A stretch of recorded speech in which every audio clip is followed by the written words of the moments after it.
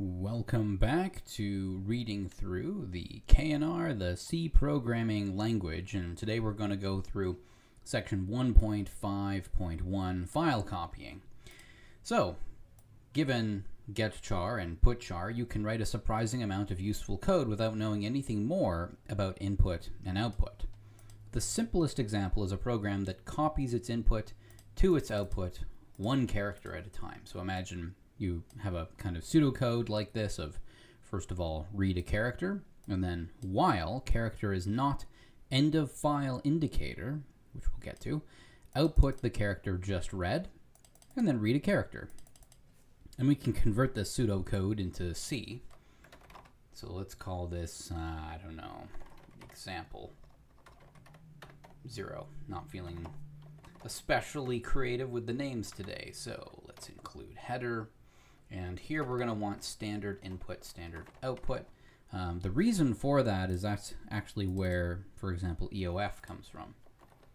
Okay, so we'll write int main for our main function and say int C, and then let C be bound to the value of whatever getChar is going to be. And then we'll throw this into a while loop. While C does not equal end of file character, putChar C, and then we will getChar and bind that to C. Great. So, pretty straightforward program. Let's just make sure that we've typed it out correctly and compiled it. GCC.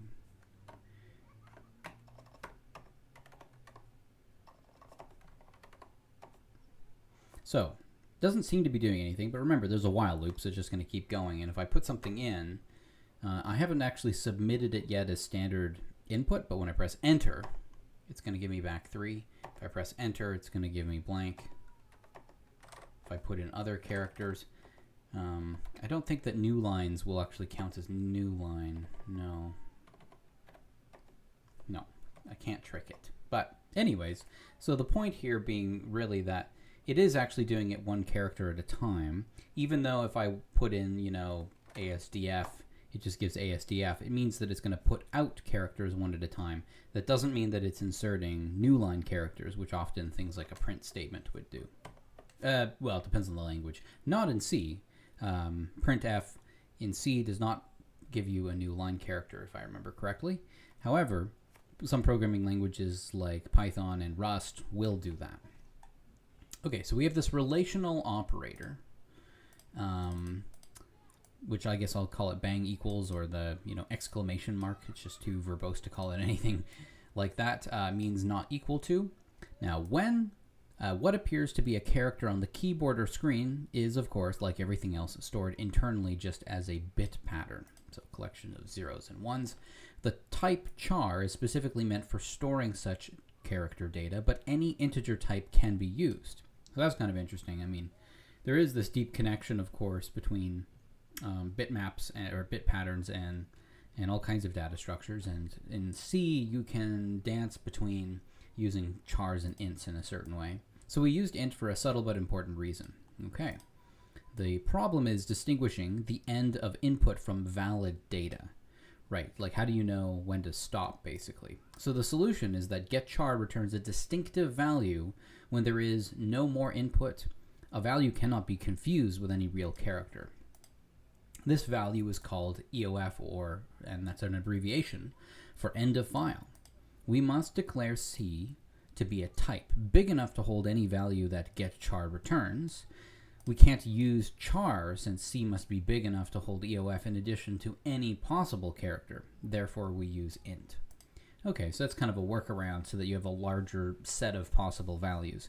Now, EOF is an integer defined in standard IO, header file, but the specific numeric value doesn't matter as long as it is not the same as any char value. By using the symbolic constant, we are reassured that nothing in the program depends on the specific numeric value. Now, the program for copying would be written more concisely by experienced C programmers in C, any assignment, such as C is bound to the value of getChar, is an expression that has a value, which is the value on the left-hand side after the assignment. This means that an assignment can appear as part of a larger expression. So that's what they're going to show us is an example where you can put it inside of another larger expression. If the assignment of a character, goodness me, to C is put inside the test part of a while loop, the copy program can be written this way. Okay, so let's take a look. Let's call it example 1.c. We're still going to include the standard IO header file, and we will copy input to output. And this is version 2 of this particular problem. And we'll go int main. We will declare that there's going to be an integer C, and then we'll say while for expression statements. And here we're going to put parentheses here, get char. And then we will check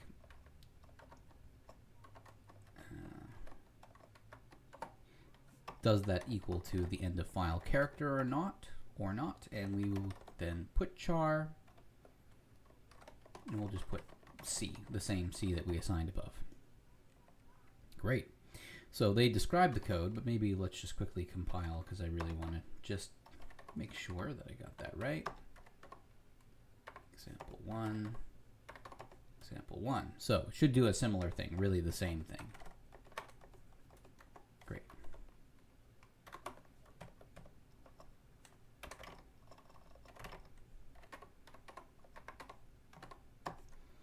So they've got a few different components here. The while gets a character, assigns it to C, and then tests whether the character was the end of file signal.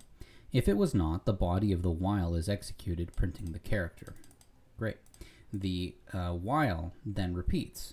When the end of the input is finally reached, the while terminates, and so does the main function. So this version centralizes the input. There is now only one reference to get char, and this shrinks the program. So I wonder if I were to do sh example 0. Okay, at that resolution it doesn't actually make any difference, but in theory it could change the size of a program, I suppose. So this version centralizes the input. You'll see this pattern often. It's possible to get carried away and create impenetrable code, however, a tendency that we will try to curb. So yeah, I mean, a lot of languages include features that you can overdo. One of them is, of course, being able to put expressions inside of expressions inside of expressions, which most languages, I think, do, and that composition is important some of the time.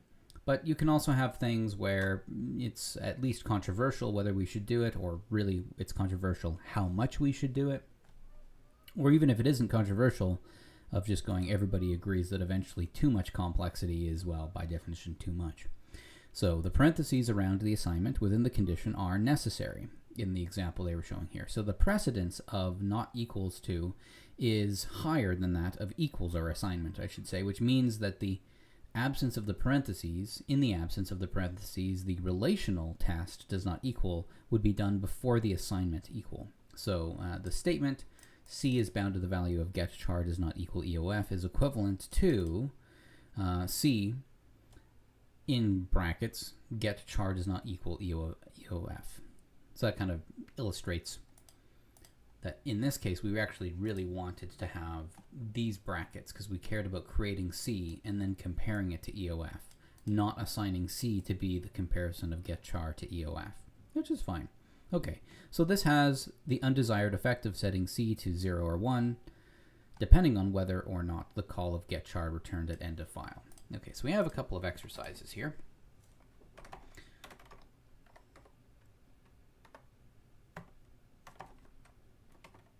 and maybe I'll use the previous example to help me here with the exercise. So what are we doing here? Verify that the expression get char does not equal EOF is 1 or 0. I mean, I don't know to what extent or rigor we have to show that that's true for this example, but we can put something here. So let's just define a main function, as we always do, and we'll say, I don't know, int result, and we will bind result to the value of the comparison that we want to make, that is get char, and compare it to whether or not it is equal to EOF. Okay, now I think at that point we can probably just do a print f, and we will format it %i.